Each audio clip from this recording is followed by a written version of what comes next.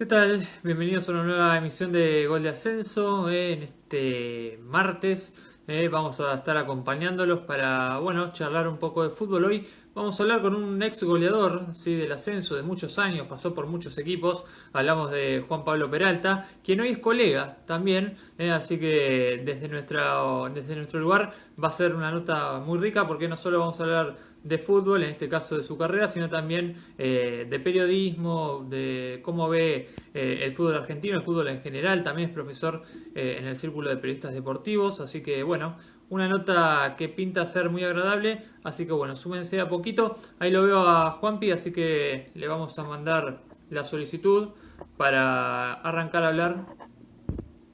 Vamos a ver si esperemos que tenemos tener suerte también con... Les pido a mis compañeros que me manden también el comentario, así lo fijamos.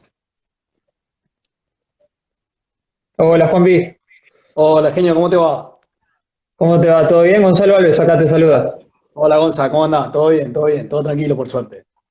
Bueno, bien, bien, todo tranquilo. Estamos bien que arrancamos con el Wi-Fi, ¿viste? No se trabó ni nada, así que esperemos que nos acompañe. Ojalá que el internet nos acompañe, porque la verdad, obviamente, todo el mundo hoy en esta cuarentena tan eterna está utilizando a full este medio, así que bueno, no hay ningún problema. La verdad que un placer estar con ustedes.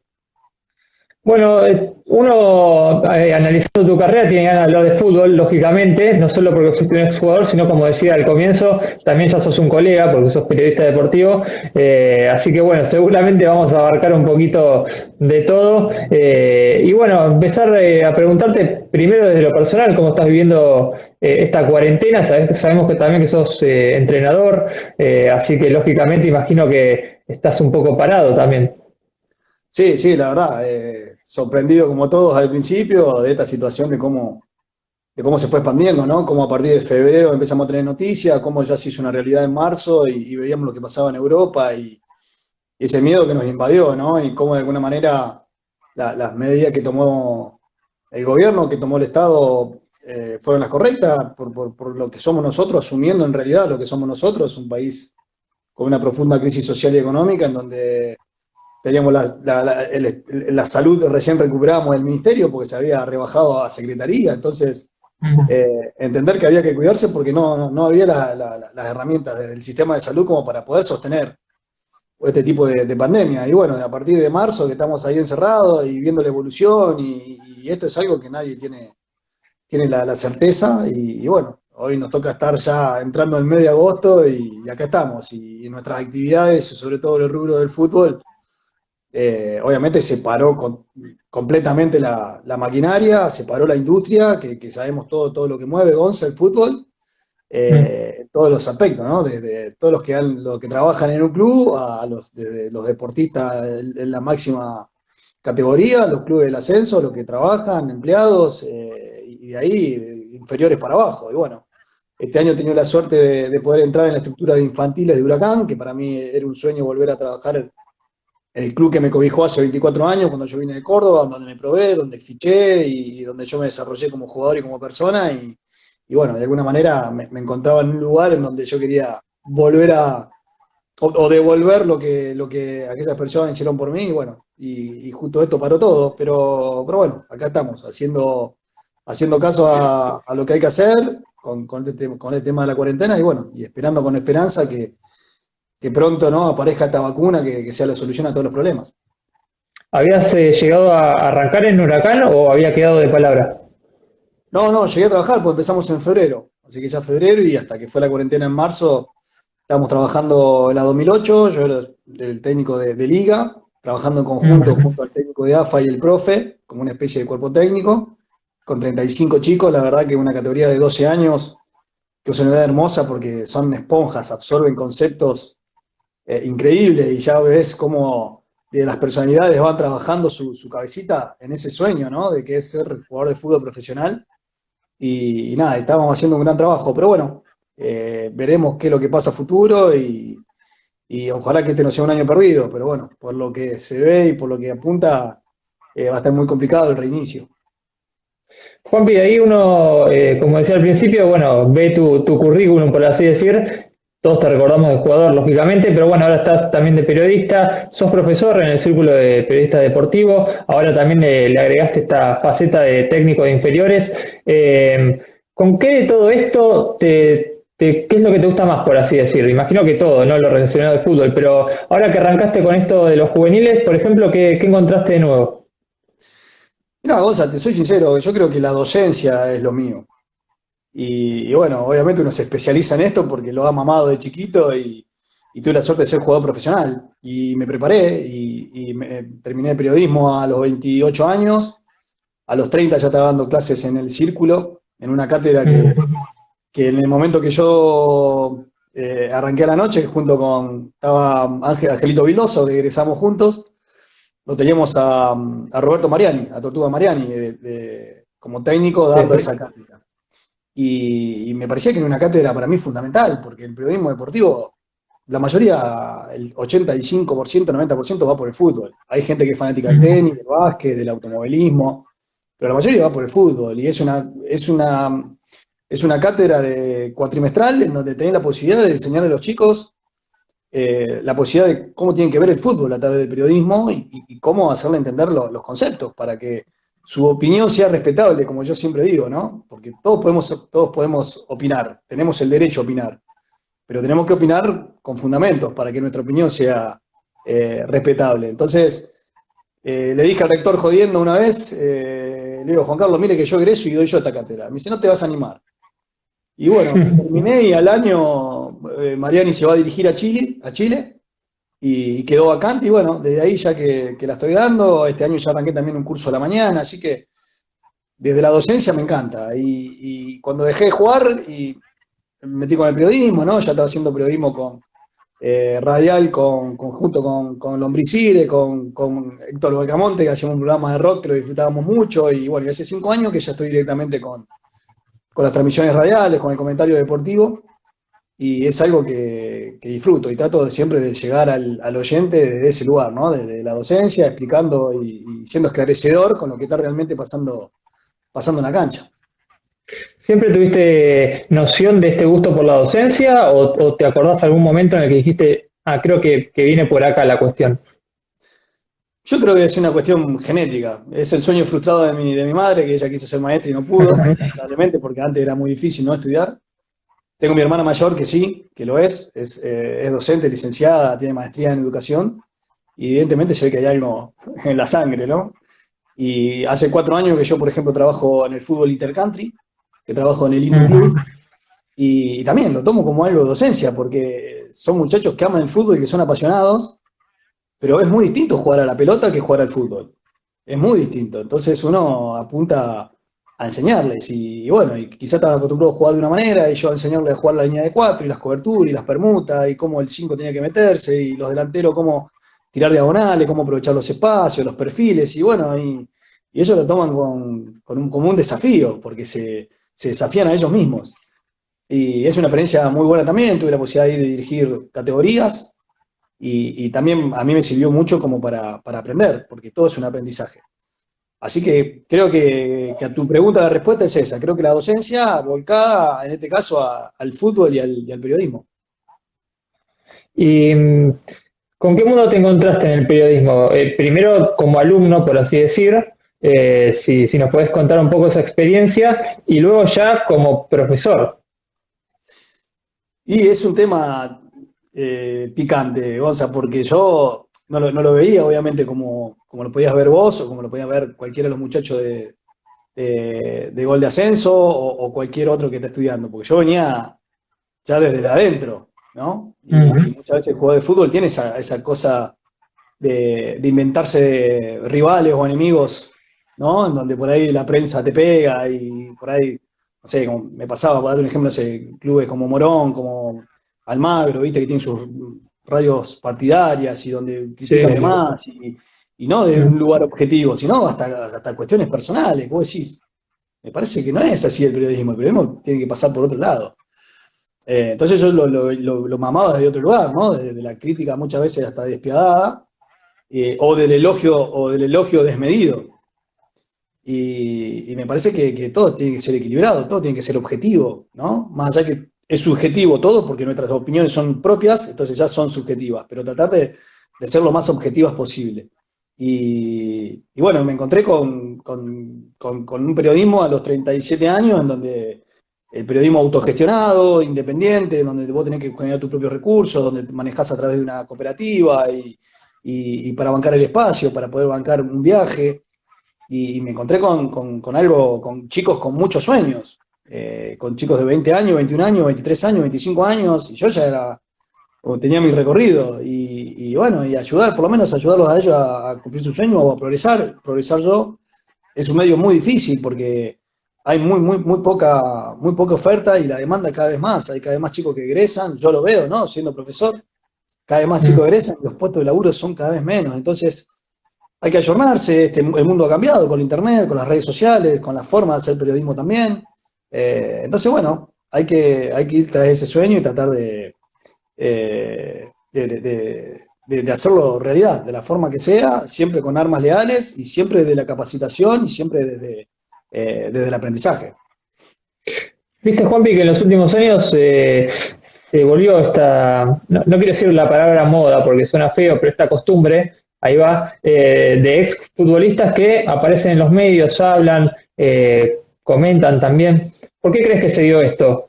Porque los jugadores también, por un lado, quizá abandonaron ese prejuicio del periodismo y algunos, como en tu caso, se interiorizaron y se metieron. ¿Y cuánto hay también de responsabilidad de los periodistas que de alguna forma dejamos que eso también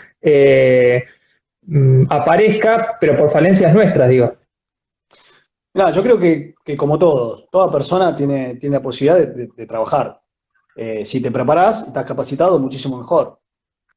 Y se fueron dando realidades. En mi época, cuando yo era chico, que aparezca un Kempes o Quique Wolf hablando de fútbol era sumamente impresionante, porque eran gente realmente de muchísimo prestigio que se metían a hacer periodismo deportivo, ¿no? Te estoy hablando con los comienzos de los 90. Sí. Y después nos encontramos con todo, ¿no? Con exjugadores que quizás no estaban capacitados desde su oratoria para hablar de fútbol y para transmitir sus conocimientos, y no quedaba bien, no quedaba bien. Y por ahí te encontrás con jugadores que tienen oratoria y que tienen la posibilidad de expresarse muy bien y de poder transmitir lo que ven y sus conocimientos, y luce mucho más, porque el hincha entiende que el jugador de fútbol, al haberlo vivenciado, suena más real, suena más creíble. Ahora, quizás el jugador de fútbol, desde el análisis y de otras cuestiones, quizás el jugador de fútbol no quiere a la otra parte del periodismo que implica la de informar, la de escarbar, la de ser más crítico, la de buscar más la información, de buscar el título, de entender cuál es el juego de los medios. Mm. Entonces, bueno, está bueno que yo veo que hay programas que están bien mezclados, ¿no? Desde el periodista ocupando su lugar, desde el ex jugador quizás, desde el análisis y demás, ocupa su lugar, porque está comprobado, es una realidad, en las grandes cadenas, cuando hay dos o tres periodistas hablando de fútbol y en otro programa hay dos o tres ex futbolistas hablando de fútbol, la gente elige al ex jugador porque le cree más de ese lugar. Pero Sí, es bueno, verdad. son distintos roles también, y yo creo que tienen que saber manejarlos, y bueno, ahí está la industria, ¿no? Del periodismo, que son los encargados de ver cómo encajan esas piezas. Sí, yo a veces lo que veo, viste, desde este lugar, a veces están como esos extremos, ¿no? O el periodista que es ya, por así decir, un mediático, el show por el show, y quizá algunos que a veces me da la sensación a mí también, se van quizá a mucho tecnicismo, cosa que está buena, pero quizás se enfría un poco, ¿no? Parece que fueran robots algunos. Quizá el punto sería encontrar algo que no sea los extremos estos que te digo, que quizá fomentan esas divisiones que en definitiva, esto es fútbol, es un juego, es un deporte y uno lo tiene que hablar, digamos, también, lógicamente, si escucha a gente que sabe mejor, pero también sin volverse fanático de periodistas, digamos, o de personajes. Exacto, exacto. Y bueno, ahí lo está diciendo. Déjame saludar, ahí está Gonza Palacio, un gran colega, Popi Braca, hablando de Bracamonte, también me carga por la barba. Bragamos, claro, sí. Un gran abrazo a todos los muchachos. Mirá, yo creo que los extremos nunca son buenos, es una realidad. Y vos acabas de decir recién, ¿no? Hay como que hay personajes dentro del show, hay programas que son show. Entonces, y todos lo entendemos. Si vos sabés el perfil de Pablito Migliore, y sabés la personalidad de Pablo Migliore, ya o sea, te atenés a qué vas a buscar con Pablo Migliore, o qué vas a buscar con Lunati. ¿Me explico? Lo digo Sí. no por propio porque es una realidad, lo digo no es nada malo, o sea, tienen sus personalidades, son Sí, personajes es una descripción, digamos. y aportan a un show. Perfecto, hay gente que Claro, consume ese exacto. show. Bueno, bárbaro. Quizás hay otro que miran otro programa en donde lo tenés a Arcucci o a Diego Latorre hablando de fútbol y del tecnicismo y demás, y hay gente que le debe gustar eso y hay gente que no. Mm, Entonces, hoy hay oferta en programas en sí para cada hincha o para que el poder lo sigue teniendo el hincha con el control remoto, si cambia o no cambia, claro. de lo que pretende o de lo que busca. Yo me he encontrado en el medio con grandes periodistas que no tienen su lugar en las grandes ligas y que están sumamente capacitados. Y como hay un montón de pibes también que veo que tienen un talento bárbaro y que bueno, que después tienen que entender también de que esto es un recorrido y que hay que sacrificarse mucho, lamentablemente. Pero lo que vemos muchas veces es según lo que mande el maldito rating. Entonces, muchas veces los productores se van a manejar a través de ahí. No nos olvidemos, insisto, que no hablamos de medios de comunicación, hablamos de industrias de la comunicación que tienen sus intereses y que en torno a eso van a buscar los personajes que le midan más, lamentablemente. Estaba pensando ahora que mencionaste el tema del rating. El rating sería el periodismo lo que el resultado del fútbol, digamos. Exacto. Podemos analizar todo desde ahí y quedarnos en eso, pero también más allá de eso podemos ver las características, digo, se me ocurrió ahora. Sí, tal cual, tal cual. Y lamentablemente van a ir al resultado. Siempre van a ir al resultado. Puedes tener un programa de muchísima calidad, en contenido, en un montón de situaciones, y no funciona. No ganaste. Mm, O sea, tuviste la pelota a los 85 minutos y no ganaste. Y tal bueno, y cual. te encontrás con otros productos que quizás que no tienen mucho contenido, pero que, bueno, tiran pelotazo al 9 grandote, hacen el gol y ganan el partido. Y bueno, y es así, pero por eso insisto, es una cuestión también de lo que se apunta y de lo que se busca. Por eso te digo, igualmente yo pienso que el televidente, en caso de la televisión, o el oyente en el caso de la radio, son los que tienen la posibilidad de cambiar o de elegir. Y creo que ahí también está la clave, ¿no? Es importante que el hincha también sepa que no sea Mm, solamente una cosa, sino que vea que tiene variantes, que tiene diversidad, que hay distintos contenidos y no quedarse solamente con una radio importante porque es una radio importante. Cuando quizás hay programas que tienen mucho mejor contenido en otra radio, quizás de no tanta repercusión, pero que tienen un lindo contenido y que vale la pena ser escuchado o ser visto. Bueno, creo que mm. también hay que educar, ¿no?, al hincha de ese lugar. ¿Cuánto ayuda, lógicamente que ayuda, ¿no? El haber jugado al fútbol de manera profesional, como en tu caso, a la hora de analizar, pero siempre va a haber un momento o un lugar, mejor dicho, en el que el periodista quizás no pueda comprender algo porque lógicamente no jugó a ese nivel. ¿Vos creés o creés que no necesariamente? Yo creo que el jugador o el exjugador periodista tiene una ventaja sin ninguna duda sobre el periodista, Mm, porque lo vivenció. El hecho de haberlo vivenciado ya te da pautas, el hecho de haber estado en un vestuario, de entender lo que es el triunfo, la derrota, los malos momentos, las rachas, que no te paguen, no cobrar, que tus compañeros estén mal, de un montón de situaciones, desde los técnicos, desde cómo se entrena, desde el sacrificio, del recorrido. Es muy fácil hablar solamente del domingo del resultado, cuando pasan un montón de cosas en la semana, un montón de cosas. Y creo que el jugador se puede llegar a poner, en este caso el periodista, el ex jugador tiene la capacidad de ponerse en lugar del otro y de entender al otro, y que me parece que el periodista quizás no lo ve. Que hay periodistas que ven muy bien el fútbol, que saben de fútbol, un montón, un montón. Pero creo sí. que la vivencia hace que el periodista tenga ese plus, que como te decía antes, quizás el hincha le cree un poquito más.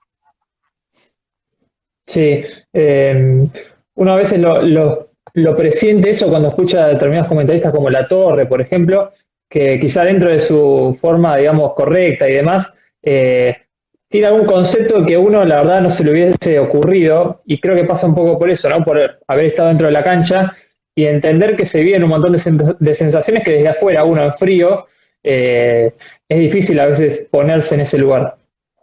Sí, sí, yo creo que Diego es el ejemplo a seguir en un montón de cuestiones, o un faro quizás para muchos. Quizás Después están los gustos, ¿no? A mí Diego me gustaba mucho más al principio, no tanto ahora. Ahora lo veo muy, muy romántico, muy lírico, ¿no? Tratando de Claro. poner palabras complejas en situaciones simples.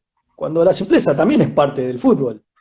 Pero creo que ayudó muchísimo a que el hincha cambie. Mirá, yo hace 11 años que doy la cátedra. Y en los 11 años hago siempre lo mismo. Cuando hablo de técnica individual y cuando hablo de los fundamentos, hablo de la gambeta, hablo del tiro, hablo del control, hablo del cabezazo, hablo en técnica colectiva del pase. Y cuando yo pregunto qué es lo más importante, muy pocos me dicen el control. Y el Sí, control es sí, fundamental. El claro. control es fundamental. Todos se quedan con la gambeta o me hablan de la personalidad, de la velocidad, de capacidades físicas. Yo estoy hablando de cuestiones técnicas. Y muy poco se queda con el control. El control es fundamental. Es el fundamento principal del jugador de fútbol. Y muchos Sí, ahora se porque sorprenden. gana segundos. Y ahora, claro, y están los tipos de control, ¿no? Parada, semiparada, el control orientado, que es el fundamental. Pero para hablar de control, para hablar de control orientado, hay que hablar de perfiles, de cómo nos perfilamos para recibir mejor y hacer ese control orientado. Entonces, eso yo lo mamé en inferiores en Huracán hace 24 años atrás, y lo pude aplicar después en el fútbol, y tuve técnicos que insistieron, como en el ascenso, por ejemplo, el Gato Daniel, el viejo lobo, te volvía loco con los perfiles. Sí, Te volvía sí. loco. ¿Pero No, por qué? disculpa, me río porque le hice una nota al gato Daniele y todos los ex jugadores que comentaban hablaban de la famosa frase de él, el control, la recepción. Sí, sí, perfil, viejo lobo, el perfil. Y te volvía loco, y era una realidad. Y te ponía siempre como ejemplo a Trezeguet. Y cuando Trezeguet, muchos lo veíamos en Europa, pero cuando vino a River, no, pero nos llenó de fútbol a todos los periodistas. Yo, no, qué bien, pero vos lo veías, siempre estaba bien parado, siempre con el cuerpo ya posicionado de una manera, ya sabiendo la segunda acción. Era un adelantado, pero era cuestión de cómo usar los perfiles. Entonces vos hoy ves a los periodistas sorprendidos porque Bielsa en esta segunda temporada el 70% de los entrenamientos lo dedicó al tema del control, ¿no? Y vos decís, sí, Sí. está bárbaro. Es que todos los técnicos tendrían que trabajar el control. Por más que sea primera división y por más que sea el fútbol de primer nivel. Porque el jugador tiene que aprender, es constantemente. Entonces vos te encontrás con jugadores que después te encontrás con tipos como docentes, como Bielsa, que te dicen, me cambió la forma de ver el fútbol, me siguió enseñando. Y claro que es así. Porque el jugador no se puede cerrar. No se puede cerrar. Constantemente tiene que estar abierto a nuevas mecánicas, a nuevas metodologías y a nuevas formas de entrenar. Pero el control es lo más principal del fútbol. Y yo celebro cuando hoy los periodistas hablan, y el jugador estaba mal perfilado, y un mal control. Yo lo celebro porque digo, bueno, está cambiando el periodismo. Yo a Macaya Márquez, yo lo respeto y lo admiro. Pero Macaya no hablaba de estas cosas. No hablaba de estas cosas. ¿Por qué? Porque, bueno, en los medios, en la década del 70, del 80, quizás pedían otra cosa el hincha. Y hoy el hincha pide un poquito más. Entonces, celebro lo de Diego Latorre, celebro que haya jugadores que se preparen. Me gustaría que los medios obviamente le abran más espacio a los jugadores que están preparados, ¿no? No porque ganaste una Champions, ya te abre la puerta de, no, pero quizás los que están preparados, o que venimos por ahí del ascenso. Yo, te soy sincero, a mí me cansé de golpear puertas y nadie me la abre, y yo me creo que estoy capacitado. Pero entiendo también el juego y entiendo cómo son las empresas y entiendo cómo es la industria del periodismo. Y bueno, es cuestión de seguir soñando y seguir capacitándose para cuando tenga la posibilidad de poder abrir esa puerta. Pero yo celebro lo que está pasando hoy con el periodismo deportivo, con un montón de cuestiones, en donde, insisto, no hace falta ser tan tecnicista ni ser un científico para comentar fútbol, pero sí de poder transmitir cosas que el hincha medio o el hincha común no ve. Te quiero aprovechar, ya que nos metimos en el tema, porque pensaba tocarlo más adelante. Vos das la materia técnica, táctica y estrategia del fútbol en el círculo. Así es. Sí. Bien, Sí. ahí hablaste un poquito de la técnica, y yo te quería preguntar, para que nos expliques, haciendo un poquito de roleplay, de docente, la diferencia entre táctica y estrategia. Viste que se confunde, creo yo, Sí. el tema de los números telefónicos con la estrategia. ¿Cuál es la diferencia entre táctica y estrategia? Mirá, es simple, o sea, la estrategia está más, apunta más a la parte de la planificación y la táctica a los elementos que vos vas a aplicar para llevar a cabo esa planificación. Y van de la mano. Y la táctica va de la mano de los sistemas de juegos. Porque son a través de primero que son a través de los entrenamientos donde vos convencés al jugador de cuál es tu idea y cuál va a ser la identidad que vos le querés dar a ese juego. Y a través de la táctica es donde vos vas a darle a esos jugadores su lugar, sus posiciones, sus funciones y sus misiones para poder llevar a cabo el objetivo por delante. Y van de la mano, y hay muchos objetivos dentro del sistema de juego. Esa es la realidad. Hay algunos que van a apuntar a ser mucho más ofensivos y otros quizás más defensivos. Pero mientras se dé ese orden y ese equilibrio dentro del sistema de juego, es donde después, bueno, van a estar las variantes. Y yo creo que pasa por ahí. Y después, bueno, después están sobre los gustos, ¿no? Uno en la heladería va y se encuentra con 30 gustos. Pero el fútbol tiene un montón de gustos. Y bueno, hay muchos que se van a basar solamente en los resultados, servís y solamente ganás, y hay otros que lo van a ver desde otro lugar. Y yo creo que pasa por ahí. Yo admiro a Bielsa desde ese lugar, ¿no? De cómo él realmente apunta al recorrido, al sacrificio, cómo la gente tiene que sacrificarse, perseverar, ser constante para poder llegar al éxito. Y no todos llegan al éxito. Y no por eso quiere decir que lo que hiciste estuvo mal. Entonces es medio despiadado el tema de los medios de comunicación con respecto a la derrota y el triunfo. Pero volviendo a lo que es la táctica y la estrategia, creo que me parece que van de la mano, pero la estrategia va más a un plan estratégico, a algo que se planea y se cranea, y después cómo vos lo llevas a cabo a través de los métodos y sobre todo, ¿no? de los entrenamientos, lo vivenciás ahí en el campo. Y hoy en la actualidad, sobre todo en el fútbol argentino, Gallardo, ¿te parece que es quizá el mejor entrenador, como dicen muchos? Demostró ser, más allá de los resultados, demostró ser, a través de cuestiones puntuales, un estratega. Y creo que de alguna manera cómo él fue mejorando.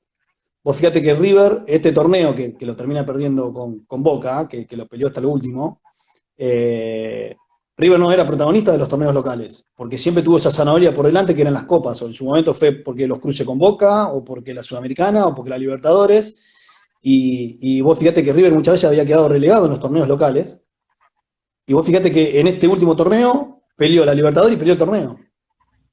Sí. Ahí se está hablando de una mejora de Gallardo, entendiendo que muchas veces la rotación no era tan buena, o que si rotaba tenía que elegir y ver, se comió hasta goleadas, muchas veces con partidos de pibes. Por preservar titulares se ha comido goleadas duras, como fue la de Talleres de Córdoba. Entonces, vos fíjate cómo él también fue formándose, y desde la estrategia, cómo él supo ver los partidos. Es un tipo que siempre cuando, por ejemplo, en el armado del banco, él siempre tiene soluciones. El banco suplente son las soluciones. Y vos te tenés que imaginar qué es lo que puede pasar, tanto en la adversidad como en la a favor. Y a partir de ahí ver que cuando mirás para atrás decís, bueno, a ver, ¿dónde tengo una solución? Y encontrarla. Y yo creo que el partido emblema es la Copa Argentina, cuando le gana la final a Central y lo pone a Alonso. En una cancha mala, no tenía D'Alessandro en cancha, donde River tenía la pelota y no le podía llegar. Y entendió que la única forma de entrar al área de Central era con el juego largo, o ganando las bandas y era con centro. Entonces termina sacando el enganche, pone un segundo 9 junto con Alario, y terminan haciendo el tercer y cuarto gol y termina quedándose con la Copa Argentina. Entonces ahí te das cuenta de la inteligencia de Gallardo, que me parece que en ese aspecto ha demostrado estar un escalón arriba de la media de los técnicos del fútbol argentino. Mencionábamos a Bielsa, mencionamos a Gallardo ahora. ¿Crees que hoy en día, o por lo menos de los últimos años para acá, uno quizá, viste que se habla mucho de Klopp, del estilo Pep, que los técnicos tienen más injerencia ahora que quizás técnicos como en otras épocas, qué sé yo, un Basile, por decir algo, que se decía, bueno, son más entrenadores que arman grupos, digamos, no porque no sepan de fútbol, sino como que los jugadores ya tenían otra idea o no sé, quizás les gustaba más el fútbol y hablaban más, no sé. A veces siento como que se habla de los técnicos como si los jugadores fuesen robots y los técnicos le meten sus fichitas y los jugadores tocan un botón y arrancan a jugar. Digo, ¿cuánto hay de eso y cuánto en realidad hay de ideas nuevas, pero que no dejan de ser diferentes a las que se usaban antes? Lo que hay que aceptar, Gon, es que cambió el mundo. Al cambiar el mundo cambia la sociedad, al cambiar la sociedad cambian los seres humanos.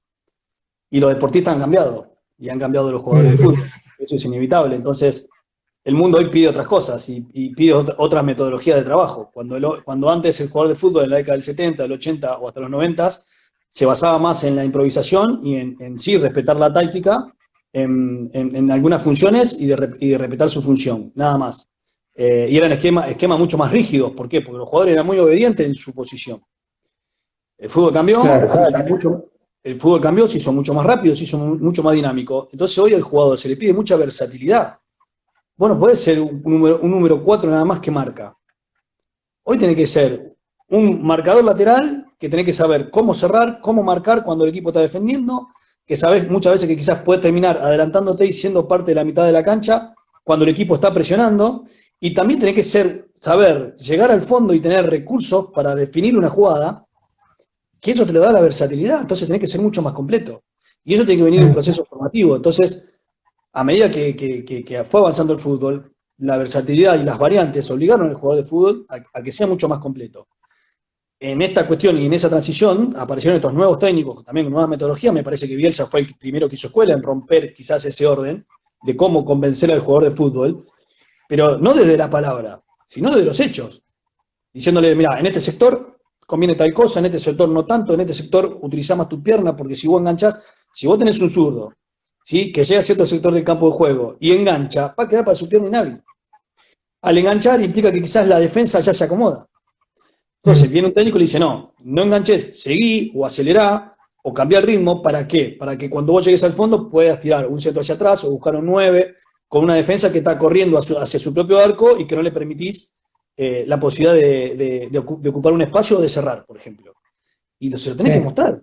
Se lo tenés que mostrar y lo tenés que convencer al jugador. Entonces te encontrás con nuevas metodologías, con nuevas ideas, en donde los técnicos toman mucha preponderancia en tratar de convencer a estos jugadores, y con hechos, ¿no? Hoy con videos y con videoanálisis y con un montón de situaciones en donde tenés que convencerlo al jugador. Obviamente que a más nivel vayas, más recursos tenés, ¿no? Guardiola pudo mostrarle al mundo realmente un fútbol realmente de alto vuelo y único, pero con recursos sumamente valiosos. Pero hoy tenés técnicos que son de esa rama, por así decirlo, guardiolistas, y que se animan ya en equipos medio de Italia, o en equipos medio de España, o en Inglaterra, o en Alemania. Quizá no le da. ¿Por qué no le da? Porque tenés los poderosos que tienen recursos que son más que los tuyos. Pero celebro que se animen a jugar y a buscar otra cosa. ¿Sí? Creo que de alguna manera, a ver, yo lo admiro a Cholo Simeone en todos los aspectos, pero quizás los que son anti-Cholo le piden un poquito más de fútbol, porque hoy sienten que el Atlético de Madrid tiene los recursos como para jugar quizás un poco mejor. Pero bueno, es una filosofía la de Cholo Simeone. ¿Sí? Entonces, y la aplica. Pero el tipo se metió en una puja de dos poderosos y por lo menos cambió un poquito la liga, o le da un poquito de color a una liga que, insisto, parece la uruguayización, le digo yo, del fútbol español, porque es Peñarol y Nacional y es Real Madrid de Barcelona. Sí, tal cual. Vos como jugador tuviste muchos entrenadores a lo largo de tu carrera. ¿Quiénes te marcaron? ¿Quiénes, por lo que fuere, no solo por conceptos tácticos o técnicos, sino también por formas de conducción, que imagino que es igual de importante en un grupo? Si tuvieses que hacer un podio de 3 técnicos que te marcaron. Desde el humano, desde la construcción de un grupo, del humano, de lo que él transmitía, de su personalidad, me quedo con un personaje maravilloso que es Miguel Gardarián. Miguel Gardarián es un uruguayo que jugó toda su carrera en Armenio, tuvo desde la C hasta la A y terminó agarrando el club cuando yo llego a Armenio a las poquitas fechas, y demostró ser un tipo sumamente bondadoso, solidario, siempre en lugar del jugador, siempre respetando al jugador, y vos fíjate que el ascenso hasta es más romántico en esas cuestiones, porque en el ascenso, si hay algo que tienen en común los técnicos con los jugadores, son las ansias de progresar. Porque el jugador quiere subir de categoría y el técnico también. Claro. Sí, quizás en primera división hay otros sueños, ¿no? Que quizás pasan más por el dinero, ¿no? Que decir, bueno, gano 2 millones de dólares, quiero ganar 5. Al del ascenso a querer progresar de categoría porque entiende que eso te da prestigio, te da jerarquía y obviamente el dinero viene mejor. Entonces, el convencimiento de los técnicos para los grupos tiene que apuntar a eso en el ascenso, a ser mejores, a ser mejor equipo, a ser mejor jugador, a ser mejor persona para apostar a un progreso. Y vos fíjate que o a la construcción del jugador de fútbol, porque Gonza, acá es una realidad. Yo se lo pregunto a los chicos en la primera clase, ¿ustedes piensan que el fútbol argentino es potencia? El fútbol argentino es potencia del mundo. Después hablamos de la dirigencia, hablamos de la AFA, hablamos de un montón de cuestiones. pero a nivel recursos humanos, a nivel fútbol, nosotros tenemos 15, 14 Copa América, dos títulos del mundo, finales, y tenemos en Sudamérica una ascendencia tan importante en el fútbol sudamericano a través de jugadores y de técnicos que hoy salieron del ascenso, jugadores muchos del ascenso, que hoy juegan en la primera y juegan Copa Libertadores y juegan Sudamericana en cualquier equipo de Chile, de Perú, de Colombia, de Venezuela y hasta de Brasil mismo. Inclusive llegaron a la selección argentina. Bueno, y hay sobrado de ejemplos de jugadores que salieron del ascenso, que son campeones del mundo en el 78, que son campeones del mundo en el 86, que fueron subcampeones del mundo en el 90, que fueron subcampeones en el 2014, porque la Bessi salió del ascenso, porque Enzo Pérez salió del ascenso, porque Palacio salió del ascenso, porque Campañaro salió del ascenso, y te puedo nombrar varios más. Esa es la realidad. Entonces, el fútbol del ascenso hoy, por suerte cambió. Por suerte cambió. Yo creo que en mi época, en la década del 10 de este siglo, hubo muchísimos delanteros, en mi caso, que no tuvimos la suerte de jugar en primera división, porque el de primera no miraba el ascenso o no buscaba el jugador del ascenso. Y ya en el la segunda de la década del 10, eso cambia por la llegada también de técnicos del ascenso, y hoy tenés un pibe que en Comunicaciones hace 15 goles y se va a jugar a Argentino Junior.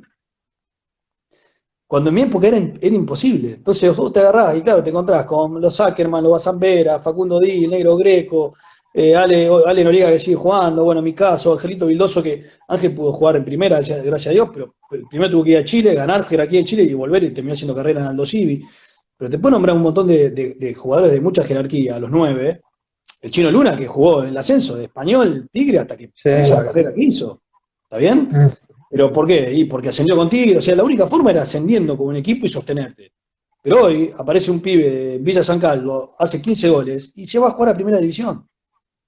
Entonces, por suerte, ¿no? Por suerte, gracias a Dios eso cambió y le terminó abriendo en todas las posiciones. El fútbol de primera muchas veces mira para abajo y tiene grandes aciertos. Hay grandes aciertos y grandes jugadores que se potencian después en primera división, porque insisto, es más fácil jugar en primera división que en el ascenso.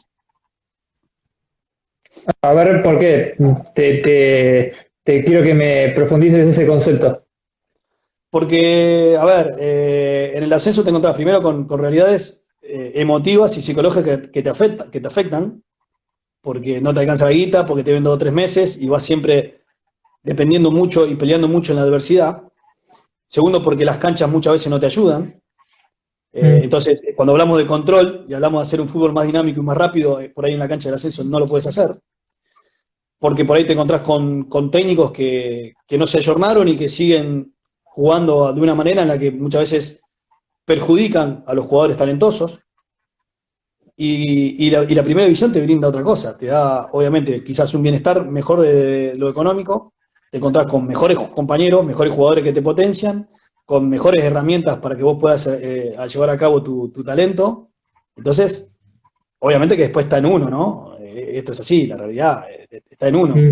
Pero como existieron jugadores que quizás no les fue bien y tuvieron que bajar, hay otro que les fue bárbaro, ¿no? Están las personalidades. Pero creo que se te facilita el trabajo. Si estás bien psicológicamente y estás bien emotivamente y te convences del lugar que estás, me parece que es más fácil jugar en primera división que en el ascenso. Te faltaron 2 entrenadores que te marcaron. Bueno, te digo, Miguelito, el viejo lobo, sí, el gato Daniele, son de esos técnicos que desde su sapiencia y su experiencia trata de transmitir los conocimientos y cosas que son reales, insisto, cosas que hoy son naturales, que es lo que hablábamos del perfil y del control y demás. El viejo lobo es un técnico que me enseñó mucho.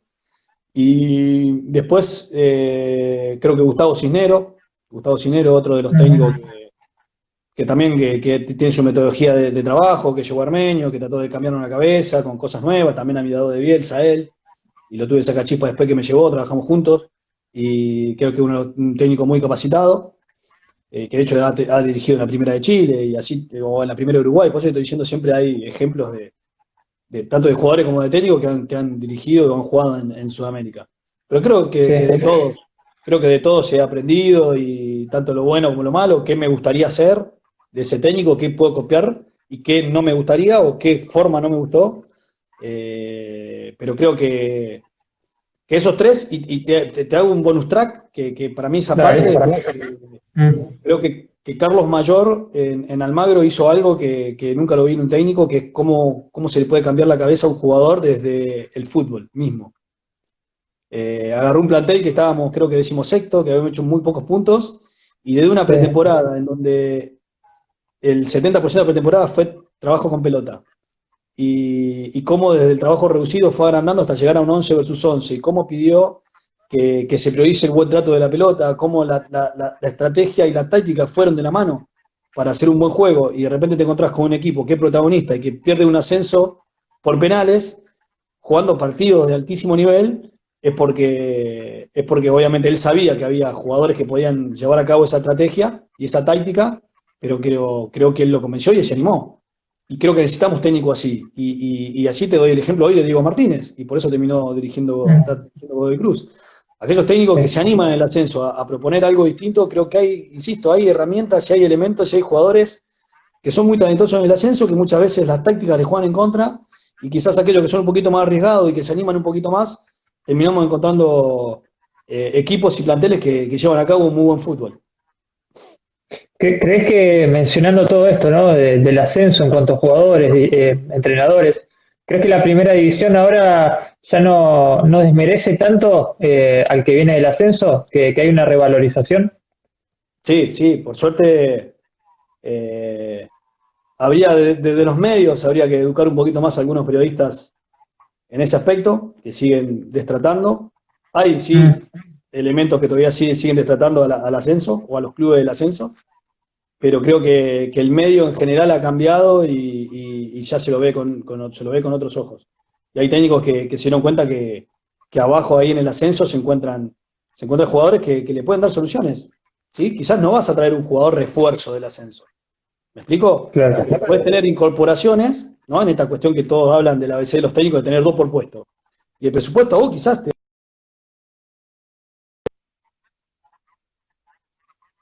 vos proponés. A ver, ahí se nos cortó un poquito el wifi. Qué lástima. Bueno, veníamos bien con el wifi y se nos cortó un poco justo. A ver, vamos a ver si tenemos suerte. Si no, cerramos y volvemos a abrir el drama. Estaba linda la charla. A ver si vuelve. Si no, vamos a cerrar. Ahí está, ahí salió. Vamos a hacer una cosa, vamos a cortar ahora una especie de primera pausa, y nos volvemos a conectar y damos un cierre, que estaba linda la nota con Juanpi Peralta. Dale, cerramos acá y volvemos.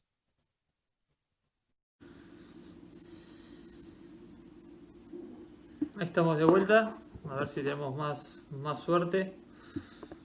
Estábamos hablando con Juan Pablo Peralta, linda charla de fútbol, ex jugador, ex goleador de largo recorrido en el ascenso, hoy periodista, colega, también entrenador, así que nos estaba brindando varios conceptos. Ahí lo vemos de nuevo, vamos a invitarlo. Nos cortó la charla, ahí estamos. Sí, Juanpi. Bueno, acá estamos. Se nos cortó, ¿viste? Veníamos bien y... Bueno, cosas que pasan. Ah, pero bien. No, me decías, estamos hablando de esto de cómo ahora los jugadores del ascenso, bueno, y los técnicos también de paso están llegando a la primera división. Creo yo también por una cuestión económica, ¿no? De varios clubes que quizá, como no pueden ir afuera, también no les queda otra que empezar a mirar más el ascenso. Pero yo creo que si se hace un scouting, sobre todo en equipos del interior, uno se puede encontrar con muchas sorpresas. Hay muchos jugadores que quizá lo que les falta es rodearlos, ¿no? De trabajo, de condiciones. Pero el fútbol argentino en ese sentido parece que nunca se agota la materia prima. No, yo estoy de acuerdo. Muchas veces dicen cuando no están los resultados en el sub-17, sub-20. Lo que pasa es que hemos vivido una época gloriosa con Peckerman, pero hoy los pibes siguen estando. Los pibes siguen estando y el interior ha crecido muchísimo. Mirá, sí, yo te doy un ejemplo. Yo llegué en el Huracán en el año 96. ¿Está bien? Yo soy un pueblito, estoy al límite con Santa Fe, al lado de San Francisco, que está Sportivo Belgrano de San Francisco, que ascendió, que tuvo su paso por la B Nacional. Algo histórico que lo hizo con un técnico de mi pueblo, con Carlos Mazzola, que después dirigió Instituto y demás. Y en mi época era o ir a Rosario, a Central y Newell, o venirse a Buenos Aires. No había otra chance, porque el fútbol interior, Unión, yo estoy a 130 kilómetros de Santa Fe. Unión no tenía categorías en AFA, Colón no tenía categoría en AFA, Belgrano ni Talleres tenían categorías en AFA. Entonces, me tenía que venir sí o sí, o era Rosario o Buenos Aires. Rosario era imposible, era la época de Grifa, en donde caían los camiones caían camiones con jugadores que la rompían, ¿sí? No a probarse. Tenías que pasar 5 filtros para llegar a probarte en Newell o en Central. Entonces tenías que venirte a Buenos Aires. Yo terminé en Huracán y en 3 días fiché, me quedé y me dieron pensión y empezó mi recorrido. Pero eran muy pocas las opciones. Hoy vos tenés... Inclusive digo, claro, esa pensión de Huracán tampoco es que era un lujo en ese momento. no, olvídate, no, había un teléfono Claro. había un teléfono solo que estaba abajo, nosotros la pensión estaba en el tercer piso, y cuando alguien llamaba, el que atendía, el portero, iba caminando hasta la escalera, de ahí gritaba el apellido, nosotros teníamos que hacer silencio arriba, y preguntábamos, ¿para quién? Y decían, para Peralta, y ahí yo bajaba corriendo 50 escalones, para ir a atender el teléfono, que era carísimo, y yo para hablar con mis papás llamaba a la casa del vecino, porque todavía no teníamos teléfono de línea en mi casa. Otro mundo era. Hoy los chicos tienen 200 más Celular, posibilidades de comunicación, claro. por más que se extrañe, y por más que el desarraigo es duro, y por más que irte de tu pueblo, de tus amigos, de tu familia para venir a pelear por un sueño, es durísimo. Pero ahí está Ariel el Piojito Schwarba, que siempre el apellido es difícil, poniendo el número de la cancha de Huracán donde nos llamaban a nosotros. Qué memoria, ¿no? Sí, y bueno, tiene por qué, bueno, pero bueno, Ariel trabaja en TIC, trabaja en el programa ahí en Libro y el programa que está los domingos, así que un gran abrazo ahí al Piojo. Entonces, era otro mundo y eran otras condiciones. Hoy los chicos de mi pueblo tienen la posibilidad de jugar en Unión, de jugar en Colón, de jugar en Talleres, de jugar en Instituto, de jugar en Belgrano, Sportivo Belgrano cuando juega la B Nacional. Hay equipos importantes, lástima que se terminó el Federal A, ¿no? Y toda esta cuestión lamentablemente que perjudicaron el fútbol interior, pero tenés chicos que juegan Federal B, Federal A, que claro, tienen la posibilidad de desarrollarse ahí. No tienen que venir ni a Buenos Aires o a Rosario, por darte un ejemplo. Y ahí hay grandes jugadores. Hay grandes jugadores para ir a ver. Entonces, yo entiendo lo que vos vas. Obviamente que el fútbol de primera le dio lugar al ascenso por esta cuestión de la parte económica. ¿Está bien? Sí. Pero vos fíjate qué subjetivo es, porque está bien, antes siempre hubo problemas económicos. ¿Por qué no le daban bola a los jugadores del ascenso? ¿Sí? Porque era una cuestión de clasismo. Te catalogaban del ascenso y de ahí no salías. Hoy no. Hoy, gracias a Dios, se rompió ese clasismo. Y hoy tenés desde técnicos a jugadores. Hoy el ejemplo de Arsenal, con la campaña que hizo. Sí. Sacame, yo te saco Emiliano Papa, con la jerarquía de Emiliano, y decime qué gran recorrido son los jugadores de primera división. No, sí, son todos jugadores del ascenso. ¿Sí? Y mirá la campaña que hicieron, mirá, o sea, entonces, y también te doy otra explicación, mirá, te doy otra teoría. Cuando nosotros nos hacen contrato en Huracán, en el año 2000, ¿sí? Arranca el siglo XXI, los chicos que no le hicieron contrato, con 21 años, el ascenso no era una opción. Dejaban de jugar. ¿Sí? Dejaban de jugar. Antes el pibe que se desarrollaba en Boca, en Vélez, en Huracán, en San Lorenzo, y si no le hacían contrato a los 20, 21 años, dejaba de jugar. No era una opción volver a jugar el ascenso, porque era un golpe tan duro en la cabeza, que tanto sacrificio hiciste, que no era una opción. Era como bajar. Claro. Claro. Por esa cuestión, viste, por ese grosero error del clasismo, ¿no? Decir, no, ¿cómo voy a jugar a...?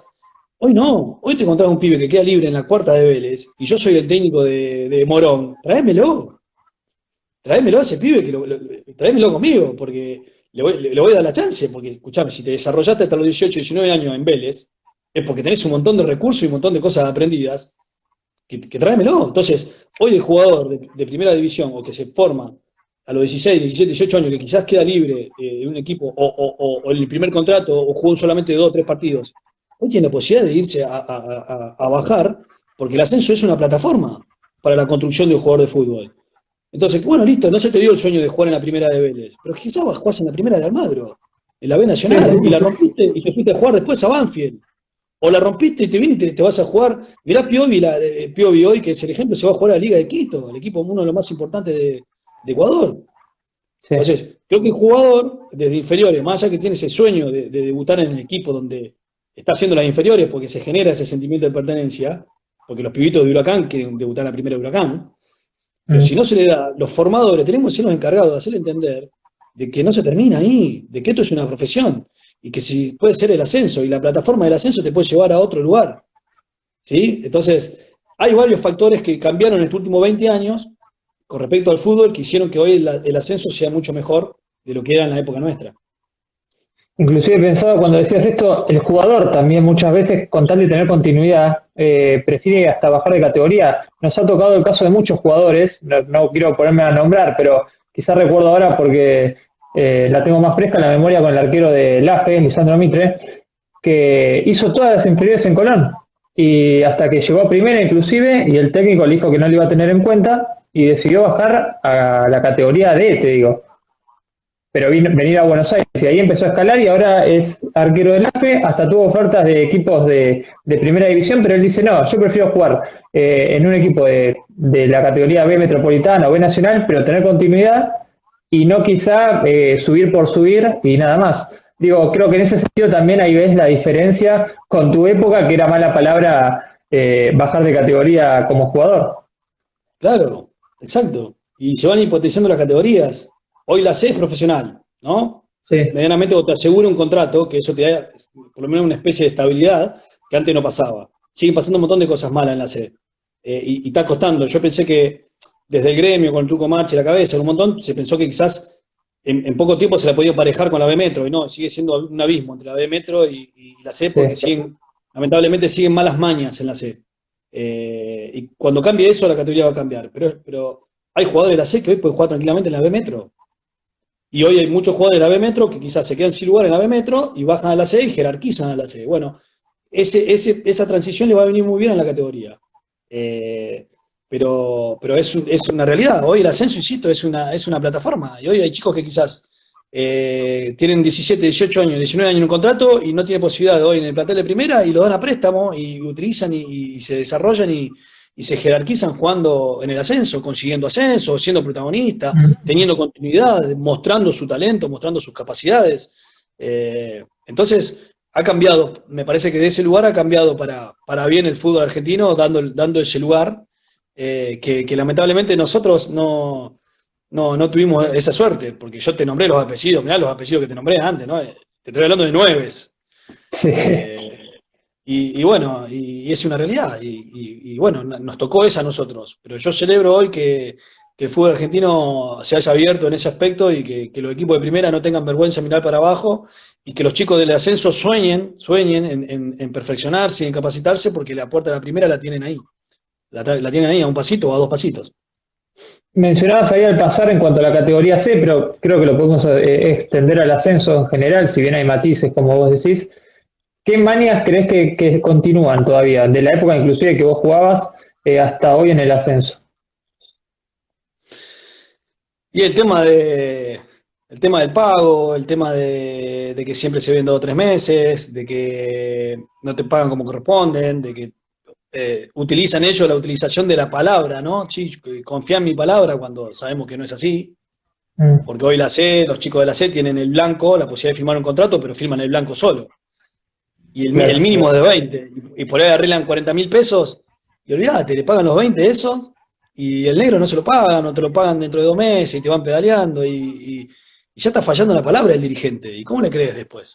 O te dicen, sí, te pago un lunes, pero no te aclaran de qué mes. A eso, llevarle el nivel de decir, ¿tanto te cuesta tener 10 pelotas como la gente? ¿Tanto te cuesta tener ropa, conseguir ropa para el invierno? Que el jugador no se tenga que llevar su ropa. Cosas que vos decís son elementales en un club profesional y en un fútbol profesional.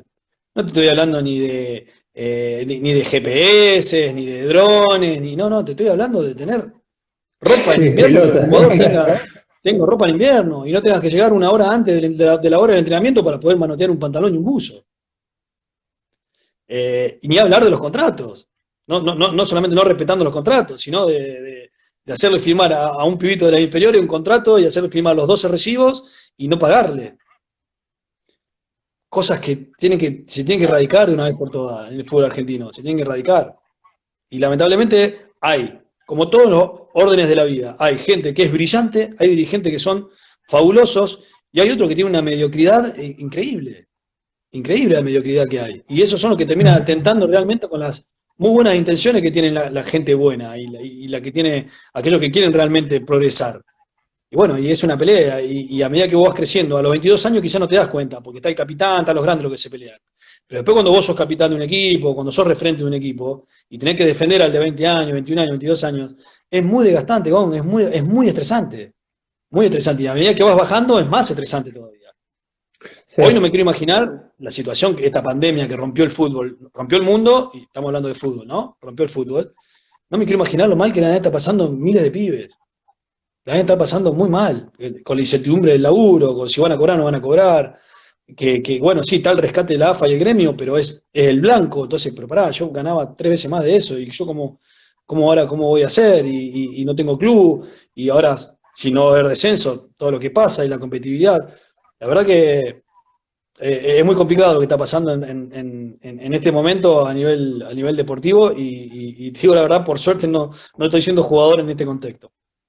No, y eso te quería consultar, de tu experiencia como jugador en aquella época, de todo lo que ves, escuchás, sabés, etcétera, ¿crees que el jugador de fútbol está bien defendido, está bien representado por los organismos que tendrían que defenderlo, no solo la AFA, sino también agremiados en este caso? Yo sí, bueno, yo tengo una postura bien clara con respecto al gremio, porque soy una persona que he utilizado el gremio. Sobre todo con la obra social y demás. Y yo creo que el gran abismo, obviamente, entre la primera división y el ascenso, que yo te decía, ese clasismo, ¿no? Bien marcado, de a poco se empezó a resquebrajar. ¿Por qué? Porque al haber cada vez más jugadores que han mamado y han estado en el barro, hace que aquellos que están en el oro entiendan que por ahí no es esa la burbuja, no es esa la realidad. La realidad. Se vive otras cuestiones. El gran paro que hubo hace 2 años atrás, cuando Poncho y Tevez en la reunión, y dijeron, no, hasta que no cobren el pibe el ascenso no se juega, y no se jugó, fue una gran primer señal que hubo, y que sigue habiendo grandes diferencias entre primera división y el ascenso, lamentablemente. Pero es muy difícil para un gremio cuando vos tenés 4 categorías profesionales y tenés que atender a las demandas de todos. Y entendiendo las realidades. Hoy, que haya 300 pibes de la C sumados a un sistema de obra social y que tengan la posibilidad de tener un convenio colectivo de trabajo y que se puedan defender, es un logro del gremio, es una conquista del gremio, y así fue en cada categoría. Es muy importante, la obra social del gremio es muy importante para los jugadores, es de altísima calidad. Jugadores que se han operado, que se han recuperado gracias al gremio desde ese lugar. Que insisto, el jugador de River no va a usar el odontólogo del gremio. ¿Sí? ¿Por qué? Porque tiene terrible obra social o una prepaga y se atiende. Pero pide del ascenso no. Pide el ascenso no, y tiene la posibilidad, el gremio le da los pañales, le da la leche, la función del gremio, la función del sindicato. Lo que pasa es que tiene mala prensa en algunas cuestiones. Después que deben cometer errores como todos, deben cometer errores, Gon, eso yo no lo niego. Yo te estoy hablando de mi experiencia, de lo que yo viví. Cómo el gremio ha ayudado muchísimo al ascenso, y es muy importante para el ascenso, desde un montón de cuestiones económicas, muchas veces desde la AFA se bajaba directamente el dinero mirá cómo es que la AFA no confía ni en los propios dirigentes a veces de lo que nuclea, porque si la AFA le baja directamente el dinero al gremio para que ellos le puedan cobrar a los jugadores, porque si la manda al club, el club no pagaba, es una contradicción. Claro. Es una contradicción. Pero bueno, a través del gremio vos tenés un lugar donde reclamar, donde cobrar. ¿Sí? Yo he tenido compañeros que han jugado en distintos países en donde, ¿a dónde vas a reclamar? No tenés nada donde reclamar. Y el gremio argentino es ejemplo no solamente en el fútbol sudamericano, sino en el mundo entero. Países que han venido a ver cómo funcionaba el sindicato acá. Insisto, que se cometen errores o que muchas veces hay cosas que se pasan, eso es una realidad. Pero a mí me lo preguntás como jugador eterno del ascenso, yo digo que el gremio fue un salvavidas gigante para muchos de los jugadores, Bueno, Juanpi, ya pasamos de la hora, se pasó rápido hoy, está bueno cuando uno habla de fútbol, bueno, de todo en general. Yo quería consultarte así, si tuvieses que definir de tu experiencia el ascenso en alguna oración, en una idea, ¿qué crees que que le deja a todos los jugadores que pasan por el ascenso? ¿Qué les deja a diferencia de otros que no? Mirá, y antes que me olvide, porque siempre trato de mencionarlo, Gon, que quizás son temas que son buenos de nombrarlo. El Sindicato de Futbolistas Argentinos Agremiados hace más de 20 años que tiene una fundación, se llama Fundación El Futbolista, y donde mucha gente mucha gente a nivel mediático terminó sabiendo que había una fundación cuando fue el problema de los 2 millones de dólares, por ese convenio que tenían la AFA con el gremio, según la televisación, y cuando fue el fútbol para todos, se bajó una cantidad de dinero, bueno, toda esa cuestión que al final quedó en que estaba bien, que era correcto y que no había nada malo, ¿no? Pero parecieron que bueno, esta cuestión de los medios y sus intereses. Hoy la Fundación está ayudando a la construcción del humano y de la persona antes que el jugador de fútbol, con cursos gratuitos de idiomas, con becas. Yo me recibí en el Círculo de Periodista Deportivo y no pagué un peso. Yo fui becado por la Fundación. Y así un montón de jugadores. Y te ayudan con el curso de técnico, y tienen convenio con universidades, y becan para terciarios, para carreras universitarias, ayudan a los chicos a terminar el secundario, el primario, ¿sí? Entonces cumple una función muy importante. Y eso hago hincapié en que entendiendo que muchas veces el jugador del ascenso no va a poder desarrollarse, o no va a poder quizás vivir del fútbol. Y también aquellos que tienen la posibilidad de hacer una carrera, entender también que hay un día después. Porque como te retirás después, tenés que reinsertarte en la sociedad y decir, ¿cómo hago? Que me tengo que preparar para algo. Bueno, y es muy importante la función de la fundación, así que siempre trato en este tipo de notas y de charlas y de amigos y demás contar este tipo de situaciones porque me parece que ameritan la importancia que tiene el rol de la fundación para los jugadores.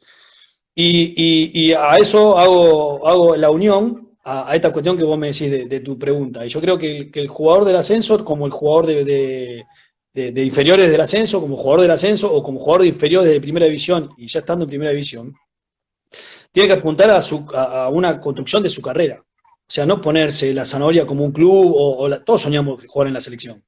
Todos soñamos alguna vez representar, jugar un mundial y demás, ¿no? Estamos hablando de esa cuestión tan idealista. El jugador, a medida que se va desarrollando y va creciendo y va entendiendo el medio y va viendo sus capacidades y se va midiendo, muchas veces hay jugadores que se dan cuenta que quizás no van a jugar en la primera de Vélez, pero se están desarrollando y tienen que hacer una construcción de su carrera sabiendo que pueden jugar quizás en un equipo del ascenso, que después en su desarrollo le puede dar la posibilidad, insisto, de esa plataforma de volver a la primera división, o te da la posibilidad de irte a jugar un equipo de la primera de Bolivia, o de la primera de Paraguay, o de la primera de Colombia, y te seguís desarrollando y te vas a encontrar, como pasa hoy con sobrados de ejemplos, de jugadores que juegan Copa Sudamericana, que juegan Copa Libertadores. El último campeón de la Sudamericana, Independiente del Valle, ¿no? Que le ganó a Colón, ¿puede ser? ¿Te acordás, Gon? Sí. Bueno, todos nos quedamos con Pellerano, por el recorrido que tenía Pellerano. Sí, el más conocido. ¿Sí? El más conocido. Pero el 2 de ese equipo titular era Richard Junque, que salió de Almagro. Un crack, que tuve la posibilidad de jugar con él, un crack, un fenómeno. Y era una cuestión de tiempo que ese pibe fue en primera división. Y hoy salió campeón de la Sudamericana.